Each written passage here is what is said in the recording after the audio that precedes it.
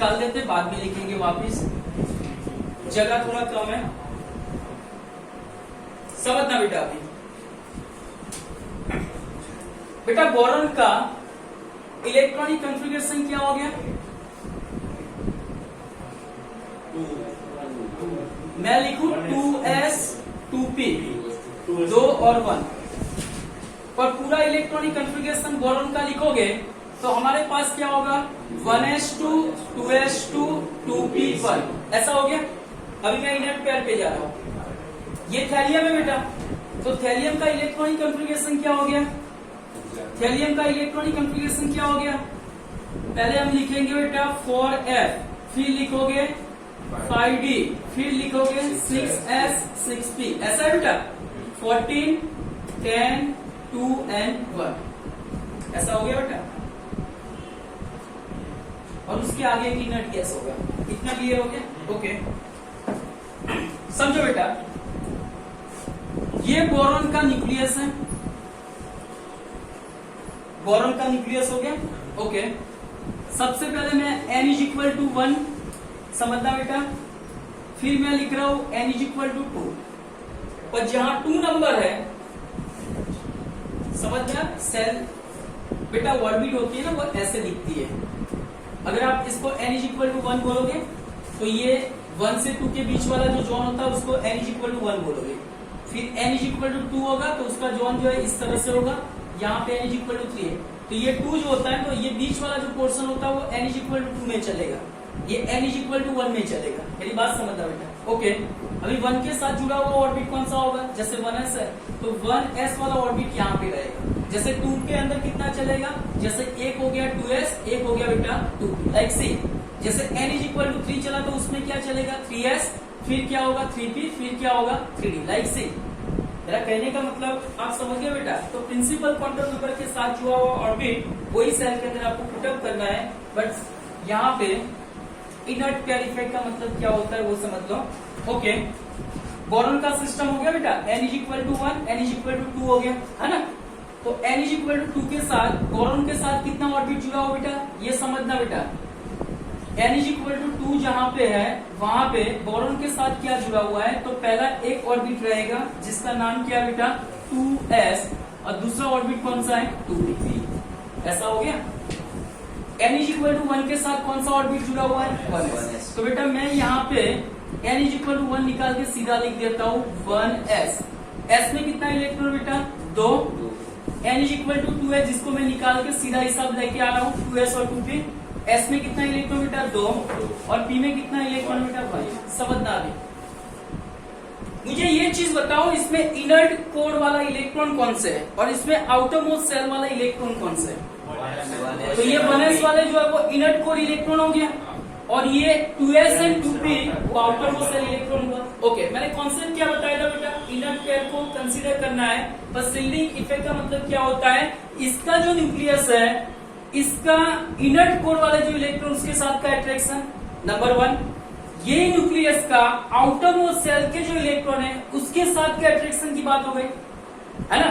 और ये जो इनर्ट है और ये जो आउटरमोस्ट सेल है उनके इलेक्ट्रॉन के बीच में जो रिपल्सन हो रहा है वो, ये पूरे कॉन्सेप्ट को हम क्या बोलेंगे? Screening effect. अभी समझना है कि भाई हमारा शिल्डिंग, अभी यहाँ पे समझो कि आउटरमोस्ट सेल के साथ ये जो न्यूक्लियस में पॉजिटिव चार्ज है इसके साथ इसका कुछ ना कुछ तो अट्रैक्शन होगा, पर अट्रैक्शन फोर्स कहां पे चेंज हो रहा है तो वो समझना है कि आउटरमोस्ट सेल ये है, उससे पहले इनर्ट कोर वाला जो इलेक्ट्रॉन थे उसमें ऑर्बिट कौन सा बेटा?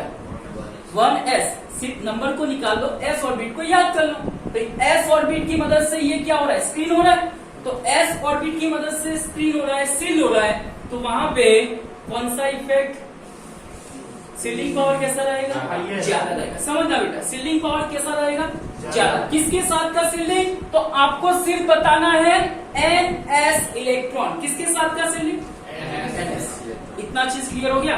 तो ये न्यूक्लियस है जिसमें पॉजिटिव चार्ज है, उसका आउटरमोस्ट सेल में जो इलेक्ट्रॉन है उसके साथ में कुछ ना कुछ इलेक्ट्रॉन है, अट्रैक्शन है।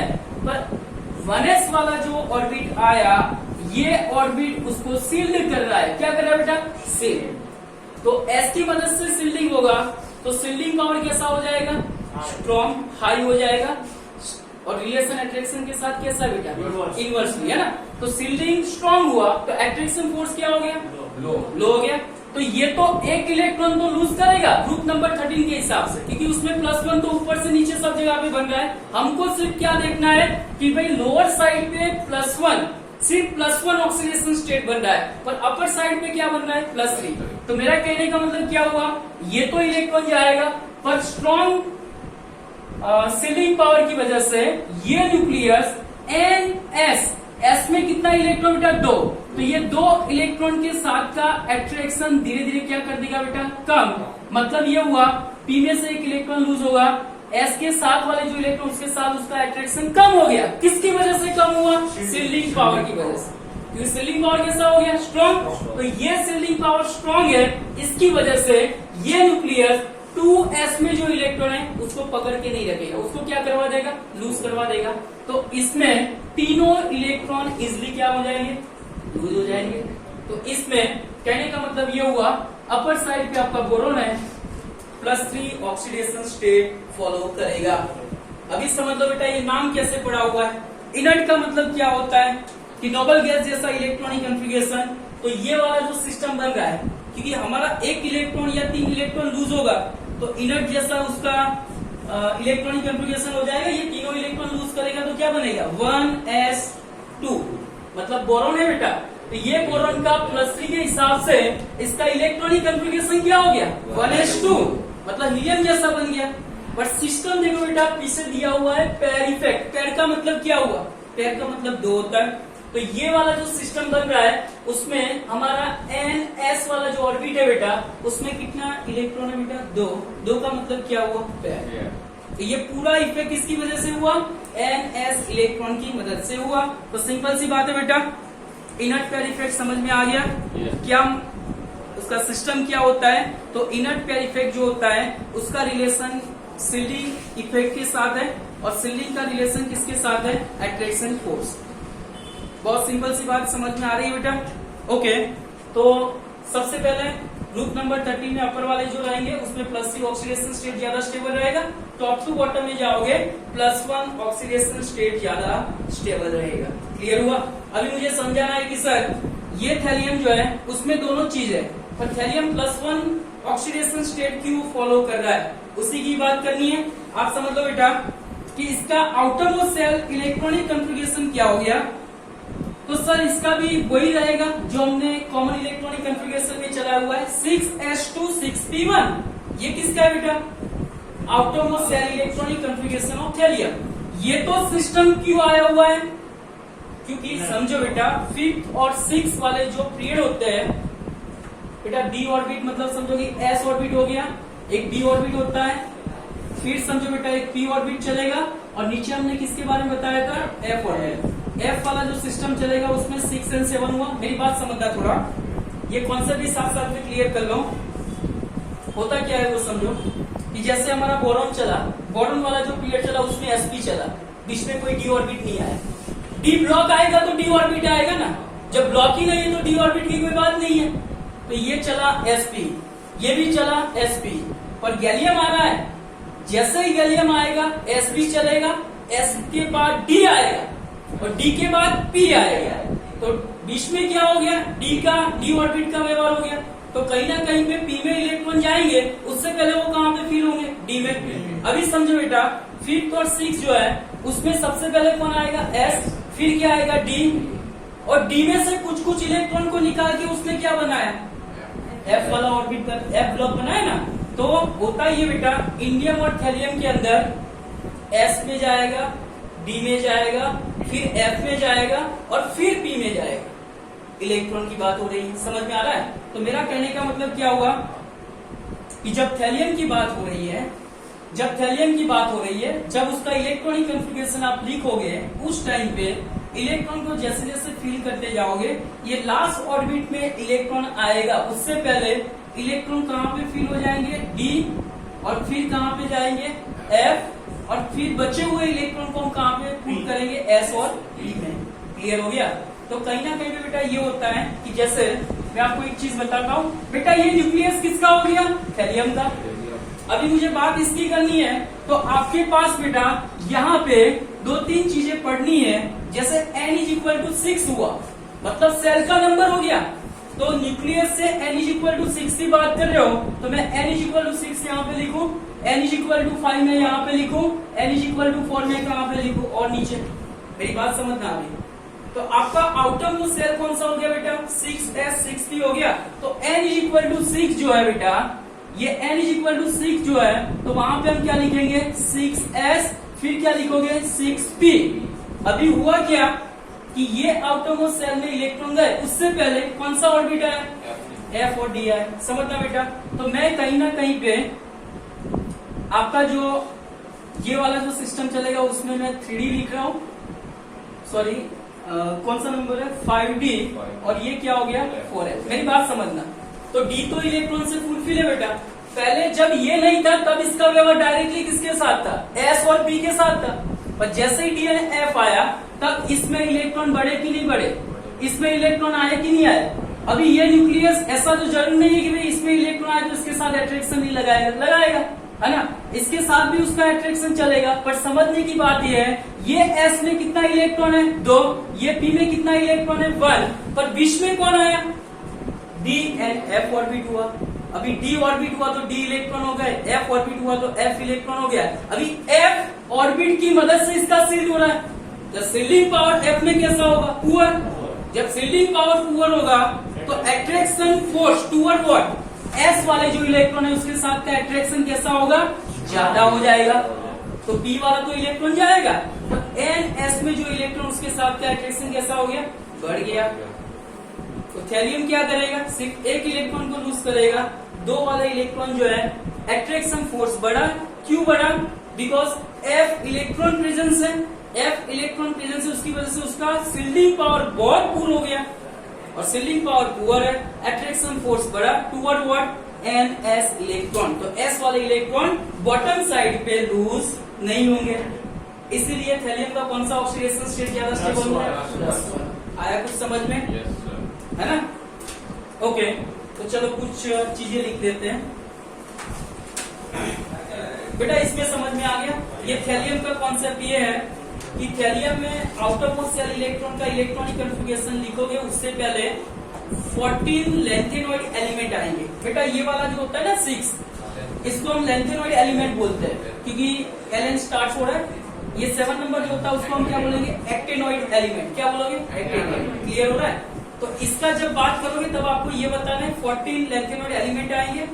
इसका मतलब ये होगा कि लास्ट इलेक्ट्रॉन कहाँ पे फील होगा, f ऑर्बिटल के अंदर।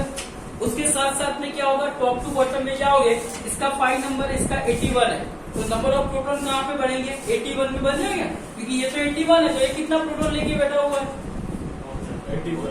81। तो नंबर ऑफ प्रोटॉन बढ़ने से टॉप टू बॉटम में इफेक्टिव न्यूक्लियर चार्ज, जिसको हम क्या बताएंगे, जेड इफेक्ट बोलेंगे। क्या बोलेंगे, जेड इफेक्ट। इसको हम क्या बोलते हैं, इफेक्टिव न्यूक्लियर चार्ज। और इफेक्टिव न्यूक्लियर चार्ज इंक्रीज होना, इसका मतलब क्या हुआ, न्यूक्लियस में नंबर ऑफ प्रोटॉन बढ़े, और नंबर ऑफ प्रोटॉन बढ़ने से पॉजिटिव चार्ज बढ़ेगा, और पॉजिटिव चार्ज किसके साथ क्या अट्रैक्शन बढ़ाएगा, इलेक्ट्रॉन के साथ। कुछ चीजें समझ में आ रही है बेटा। तो एक सिंपल सा लॉजिक है, पर स्टेप बाय स्टेप इसको हम थोड़ा लिख दो बेटा। Inert pair effect,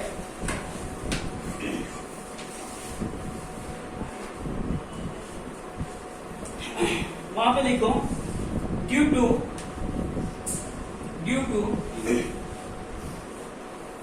to high Z effective, due to high Z effective of 6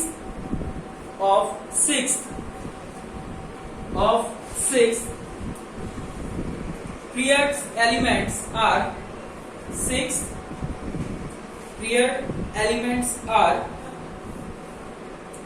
period elements are निकाल दो elements, the attraction force on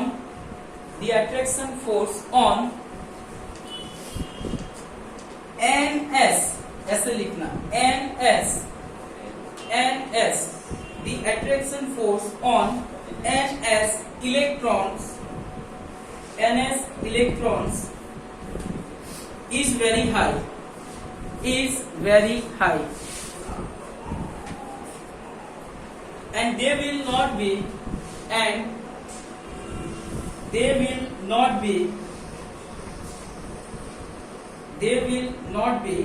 available for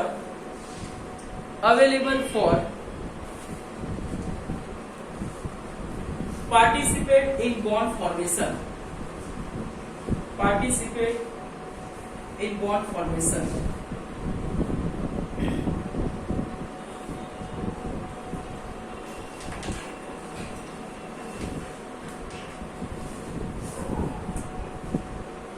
clear हो गया? और नीचे एक लाइन लिख दो, इन thallium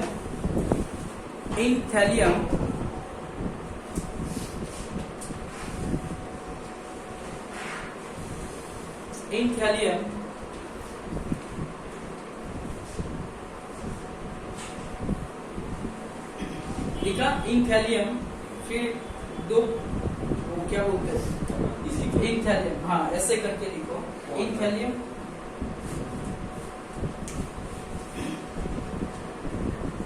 14 lanthanoid elements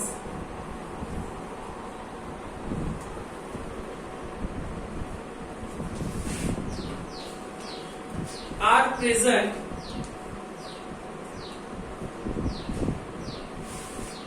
before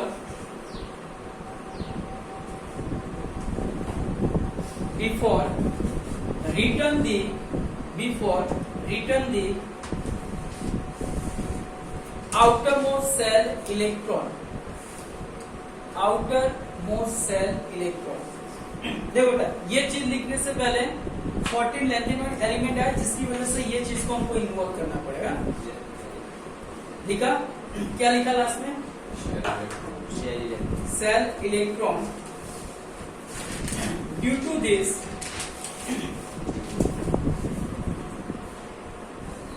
last electron enter in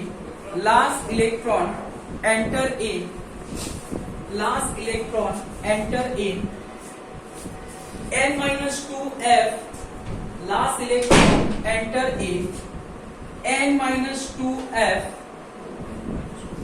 electron enter in n-2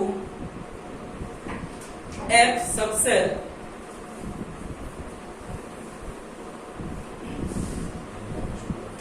n-2f subcell, hence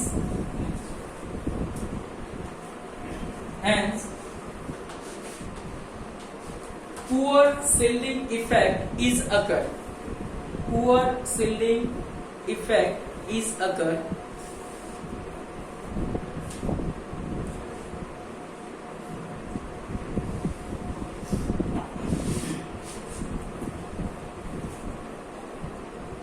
As well as moving from thallium मतलब top to bottom, moving from thallium, number of proton increase in, क्यों? हाँ मतलब boron to thallium, पर हमने क्या लिखा? Moving from thallium मतलब top to bottom, moving to thallium. हाँ टू थैलियम लिखा, to thallium, okay. Number of proton increase, और ब्रैकेट में लिखना इफेक्टिव न्यूक्लियर चार्ज, जिसको हम बोलेंगे जेड इफेक्ट। लिखना effective nuclear charge is equal to Z effect, bracket close करके लिखना इंक्रीज।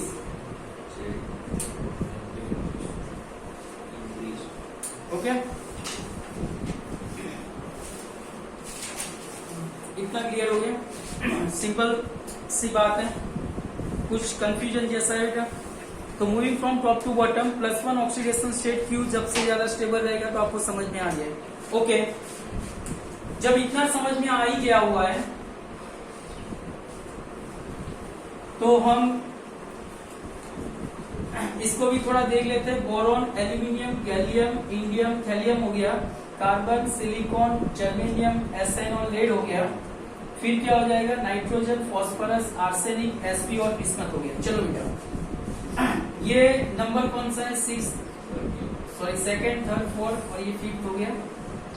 ये कौन सा नंबर है, 6 नंबर। तो ये वाले जो एलिमेंट रहेंगे वो इसका एक सिस्टम बताना है, और ऊपर वाले जो एलिमेंट है जिसमें बोरॉन, कार्बन और नाइट्रोजन। चलो बेटा, इसके लिए हमने कौन सा ऑक्सीडेशन स्टेट निकाला, अपर में +3। गुड, तो अपर में +3 ज्यादा स्टेबल रहेगा, और इनर्ट पेयर की इफेक्ट की वजह से नीचे वाला जो थैलियम है उसमें +1 लिखा, ये +1 ज्यादा स्टेबल रहेगा। ये दोनों ऊपर वाले मतलब बोरॉन, एल्यूमिनियम, गैलियम में +3 ज्यादा स्टेबल रहेगा।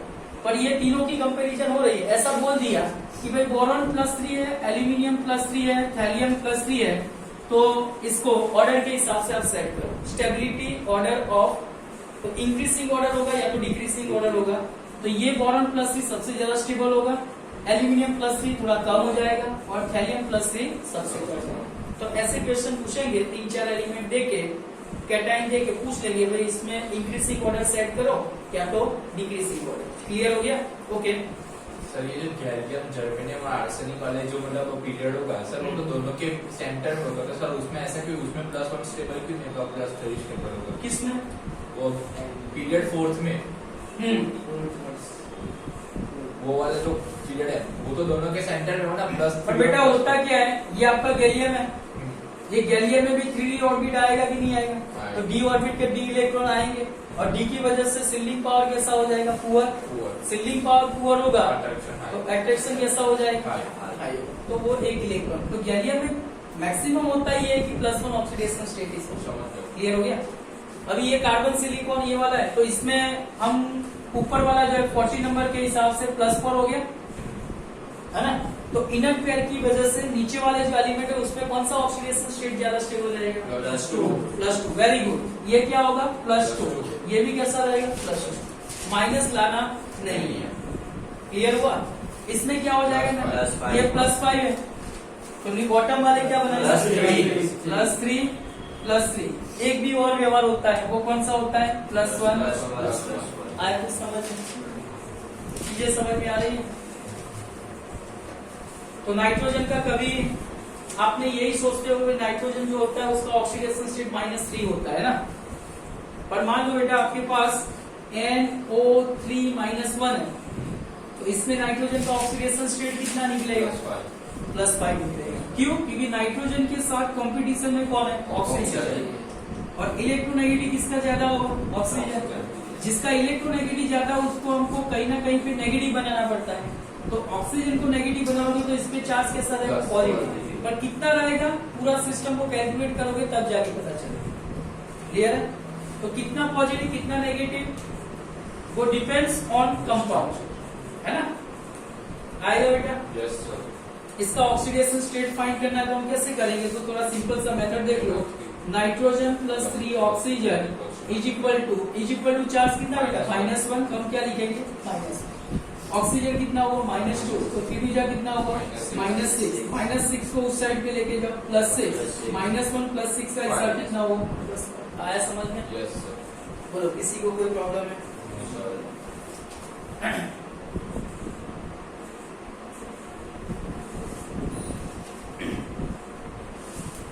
चलो बेटा, इतना हो गया, ऑक्सीडेशन स्टेट पूरा समझ में आ गया। किसी को कोई डाउट है? ऑक्सीडेशन स्टेट में लिमिट फाइंड कर लेना है, और 2 इफेक्ट को याद करना है, इनर्ट पेयर और स्क्रीनिंग। उसके बाद लिखो नंबर आगे,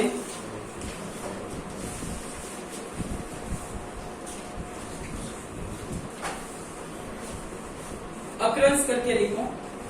ये हो गया हमारा अक्रंस वाला, मतलब बोरॉन ग्रुप के जो फैमिली में, मतलब बोरॉन ग्रुप में बोरॉन, एल्यूमिनियम, गैलियम, इंडियम, कैलियम कहां से ऑब्टेन होगा, वो कहां से मिलेगा। इसमें ज्यादा कुछ केमिस्ट्री है, पर उसके जो एमसीक्यू रहेंगे उसके कुछ फॉर्मूला याद रखने से। तो अकरेंस करके एक टॉपिक लिखो, अकरेंस। यस,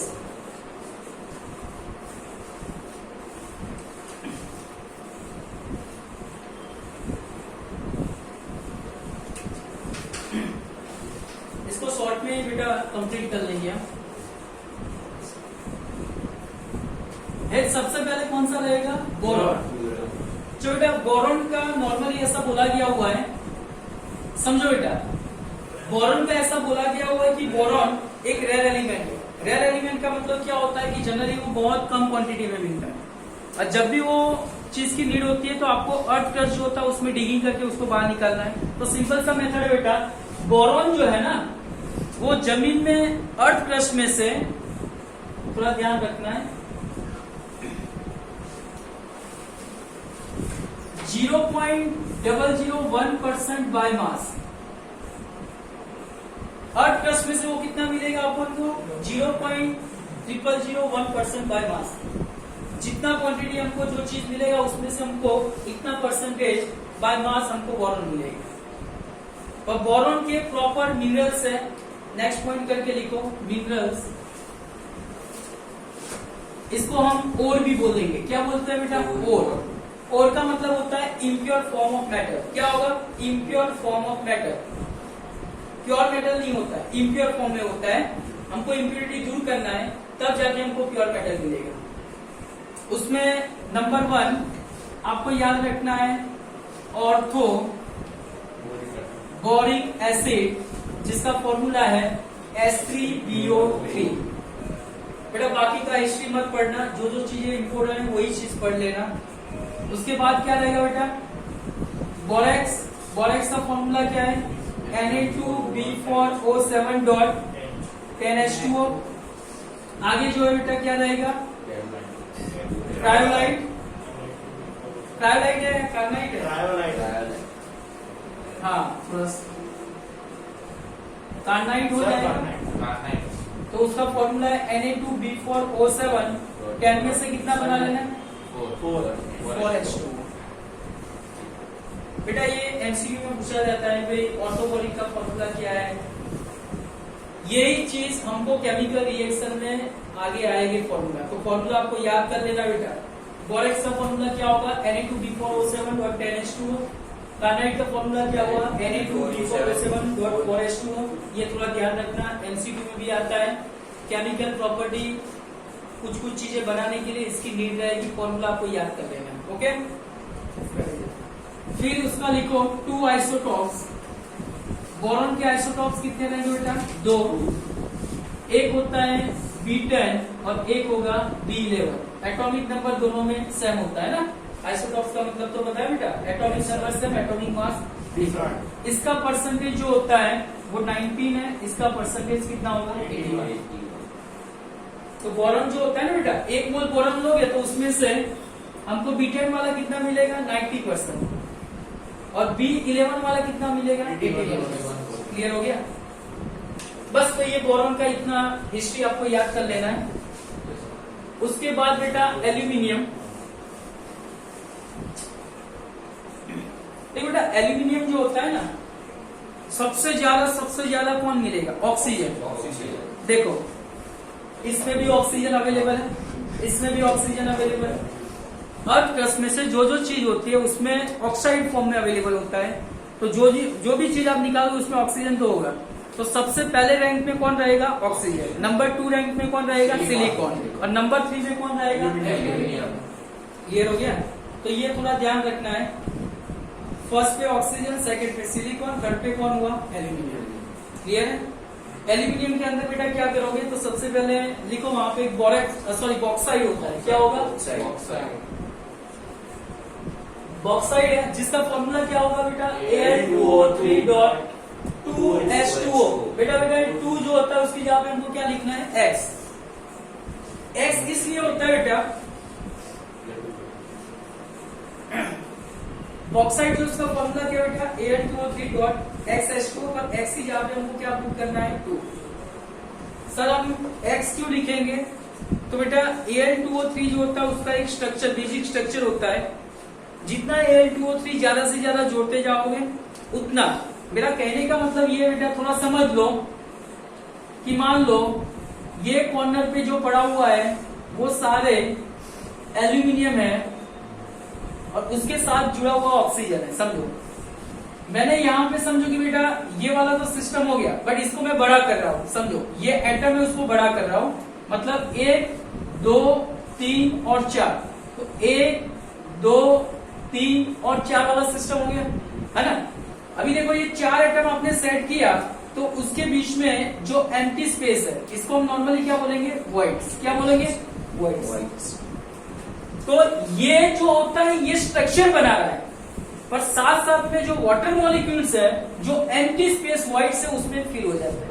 पर जितना बड़ा स्ट्रक्चर उतना वॉइड ज्यादा रहेगा, और जितना वॉइड ज्यादा रहेगा उतना हाइड्रेट फॉर्म, H2O का मतलब क्या होता है, हाइड्राइड फॉर्म, है ना। तो हाइड्राइड वाला फॉर्मेशन क्या होगा, बढ़ता जाएगा। पर ध्यान इतना रखना है बॉक्साइड में 2H2O, पर 2 जो होता है वो वेरी करेगा, हमको X मान के चलना है। चलो क्लियर। और एक होगा क्रायोलाइट। क्या बेटा, यस, क्रायोलाइट का मतलब होता है NaAlF6 क्रायोलाइट। बेटा यहाँ पे Na3AlF6 होगा, Na3AlF6 क्रायोलाइट, Na3AlF6। और इंडिया में जहां जहां एल्यूमिनियम बनता है वो ओर का नाम है माइका, MICA, लिख दो माइका।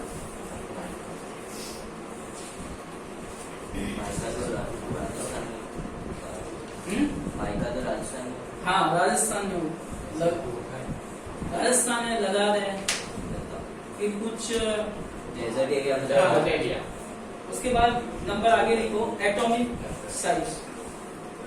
एटॉमिक साइज निकाल दूं बेटा, हाँ लिखो आगे एटॉमिक साइज। बेटा अभी मैं पहले आपका एक केमिकल प्रॉपर्टी का एक सिस्टम पूरा बता देता हूं। तो आपका जो चैप्टर है ना,